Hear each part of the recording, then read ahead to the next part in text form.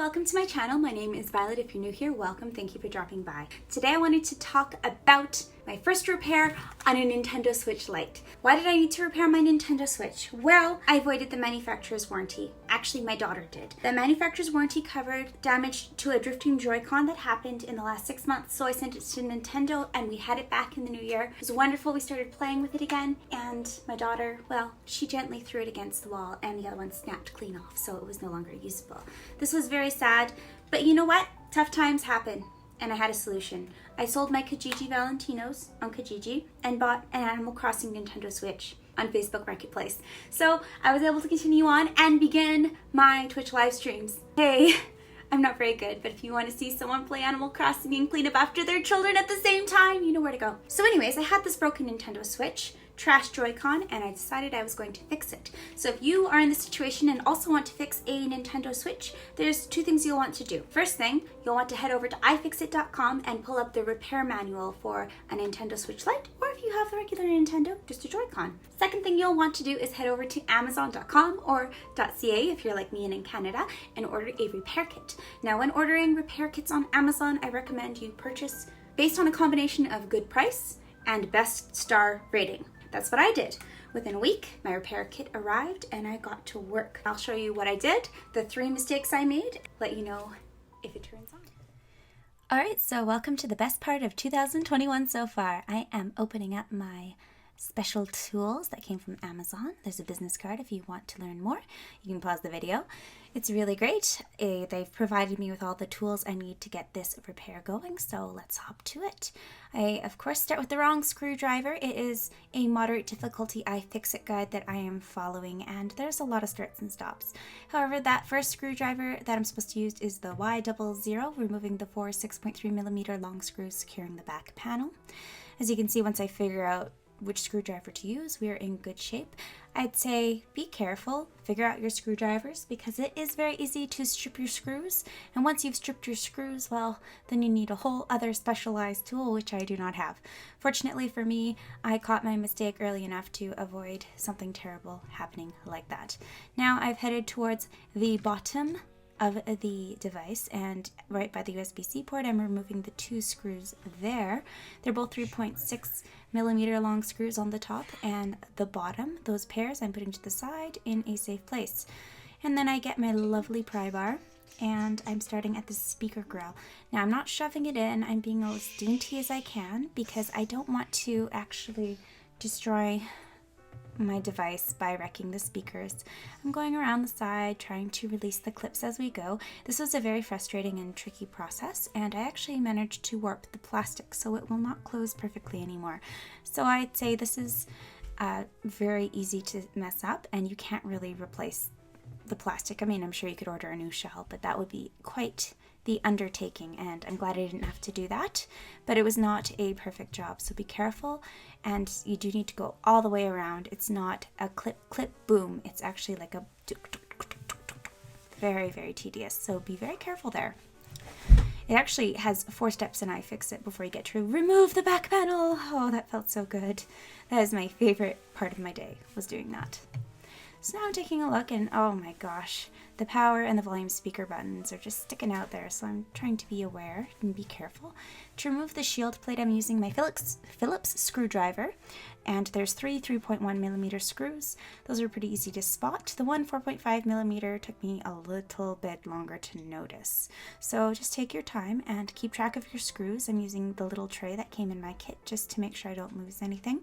I would actually recommend getting a white piece of paper and labeling the screws as you go, because spoiler alert, I didn't do that, and I put some of the screws in the wrong place on the shield on the way back. So don't be like me, label everything, don't just guess. Maybe you are that smart, but unless you are quite experienced, it's very easy to make a mistake, and I don't want you to do that. Avoid mistakes. So my hand's in the way, but here we go. Removing the shield plate. Oh, it's a little tight. Can we do it? Yes, we've done it. Side note, make sure your device is fully powered off because we're dealing with a battery and you don't want to hurt yourself. You don't want anything to shock you. And yeah, that piece there, super slippery. We're releasing the battery now. So you can see there's a little trigger with the sponger, and then you pull it out. It requires a little bit of force. Just be careful. And once we're done that, we're unplugging the motherboard. Very important. Don't want to take things apart without unplugging those things. You could damage them. Now the speaker module has to come off. It needs to be unplugged, and then it can just pop off. And once we're done with that, well, we're going to take off the other motherboard cable. Oh my goodness, did I make a mistake there? Whatever. We're now disconnecting the power button, and we're disconnecting the Joy-Con attachment, which is just great. Not too hard at all. And with that, we're able to start to remove other pieces. We want to make sure we take off the trigger assembly, and then we can take off the daughter board after we unplug it. So just be careful. These are delicate electronics, and if you want your Switch to work carefully, it's better to go slow and redo something if you make a mistake, or just get it right the first time. I mean, imagine that. We've taken the daughter board off, and I have gone straight to removing the Joy-Con assembly. Easy peasy. Get rid of that old one. It doesn't work. Put in the new one. It's super awesome. Looks good. We're going to screw that thing in. This took a really long time. The screws were just like not staying in properly, but after much more fussing than I've left in here for you to see, we got it in place, and everything was a tickety-boo Pikachu. So here we go. Screw, screw, screw. Everything's looking nice. We're able to put that daughter board back in. First time I tried, I didn't make sure the cables were in the right spot, so we tried again. Yeah, don't be like Violet. Make sure cables are out before you screw things down. Pro tip. Actually, amateur tip, just saying. So you can see I'm being very careful, making sure everything's where it should be. We're screwing it down. This is just lovely. And once everything's screwed back in place, we can begin to plug things back in. Make sure you plug everything in, because if you don't, then it's not going to work very well when you go to play something. Could you imagine? It would be very shocking. We're putting our trigger button back in place carefully. Now, when I first attempted this repair, I accidentally did the assembly on the opposite side, and I shook up the D-pad. Well, actually, the D-pad's on this side. Maybe I didn't need to share that with you. But anyways, the D-pad attachment was all loose, and it wasn't working correctly, so I actually took this apart a second time after filming to fix that. I'm getting to be a little more experienced with these things, which is good. I think my favorite tool is the tweezers. They allow you to touch these cables and get in there super carefully, which I really appreciate. So we're putting this piece back in. It is super finicky. You know, even after reassembly, I'm not 100% happy with it. Maybe I'll go in again and see if I can give that a better position. But for now, it's going to have to do. Once that's in, I'm sliding the cables in, locking them in place. And it looks like I'm finishing. Yeah, it slipped out again. Like, it's just a very tricky piece to navigate. Oh well, we're plugging the daughter board back in, and then we're plugging the motherboard back in, sliding it in, pushing the clip down with the sponger. Again, trying to be careful. I don't want to wreck these electronics. Grill's back on the speaker, screws back on the grill. This sounds like a picnic or something at this point. It's definitely really fun. It's like the best kind of Lego you could do. You know, I kind of wish I had a Meccano set when I was a kid, because I probably would have had fun trying to build things. So we're just plugging everything back in one piece at a time. For the record, I mean, this would be very expensive if you hadn't already decided the cost was sunk and you were going to accidentally wreck it. For me, I didn't think that I'd be able to get it repaired by Nintendo, and I had a replacement in the works, so taking it apart and putting it back together again was only a win-win scenario. It couldn't be worse than a wrecked Joy-Con. And there wasn't any obvious repair shops in Calgary.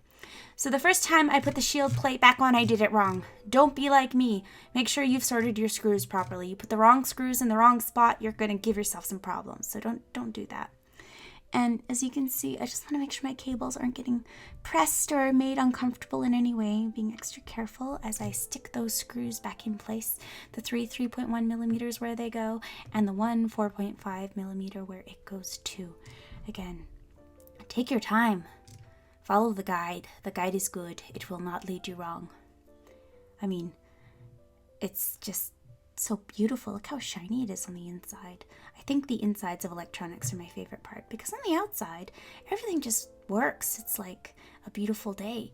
It's like looking at a tree, but the process of how a tree becomes to be from a seed is so much more interesting. Now, this I could do without. I'm not a super, super good repair person, and holding a screw in place is kind of tedious, but with practice, I'm sure it makes perfect. And I've popped the back plate on, and we're screwing the 4 screws back in place. You know, I think we've done a reasonably good job, so putting the screws in place, locking in the load and moving into groove, and hopefully this isn't too bad.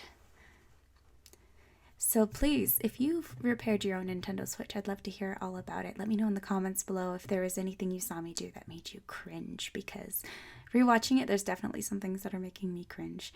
And as it was definitely something I had to do again. I took this whole thing apart again to fix a mistake I made, and yeah, it's hard to get it right the first time or the second time. It's definitely something you need to practice at. So if you have a Switch to play with and can take apart, and you have no worries about wrecking it, you know, maybe a good hobby, but it is risky. I mean, it's quite the sunk cost, so I definitely recommend being careful.